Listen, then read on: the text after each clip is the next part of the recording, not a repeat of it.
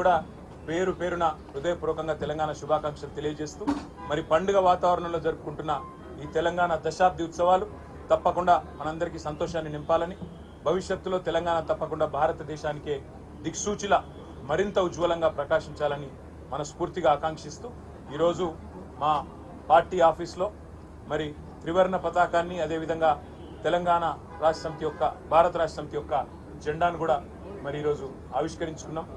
ఈ సందర్భంగా మళ్ళొక్కసారి మీ అందరికీ కూడా సహకరించిన ప్రతి ఒక్కరికి కూడా హృదయపూర్వకంగా ధన్యవాదాలు, తెలంగాణ దశాబ్ది శుభాకాంక్షలు కూడా తెలియజేస్తాను।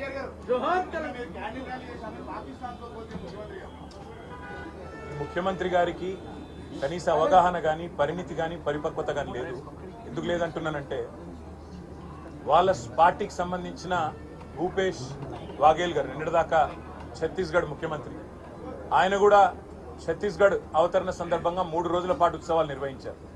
మేము 3 రోజులు కాదు, నిజానికి ఇప్పుడు ప్రభుత్వంలో ఉంటే దాదాపు నెల రోజుల పాటు 30 రోజుల పాటు మేము ఉత్సవాలు నిర్వహించేది। ఈ ముఖ్యమంత్రి ఎంత తెలివి తక్కువ, ఎంత పరిణితి లేని ముఖ్యమంత్రి అంటే దశాబ్ది వేడుకలను కూడా ఒక్క రోజుకే పరిమితం చేసిన మూర్ఖుడికి తెలంగాణ గురించి కానీ తెలంగాణ ఏర్పాటు వెనుక ఉన్న త్యాగాల గురించి కానీ తెలంగాణ అని కనీసం ఈరోజు పొద్దున పోస్టులో కూడా జై తెలంగాణ అని ఒక మాట పలకలేని ఒక మూర్ఖుడికి తెలంగాణ ఉద్యమం గురించి కానీ తెలంగాణ అవతరణ గురించి కానీ కేసీఆర్ గురించి కానీ మాట్లాడే అర్హత కూడా లేదు। జాక్పాట్ ముఖ్యమంత్రి ఆయన, అట్లా అదృష్టవశాత్తు ఏదో అయ్యిండు కానీ కాబట్టి తెలుసు, తెలంగాణ ప్రజలకు కూడా తెలిసి ఇప్పుడిప్పుడే అర్థమవుతుంది। తప్పకుండా మరి ఆయనకు బుద్ధి చెప్పే రోజులు కూడా వస్తాయి।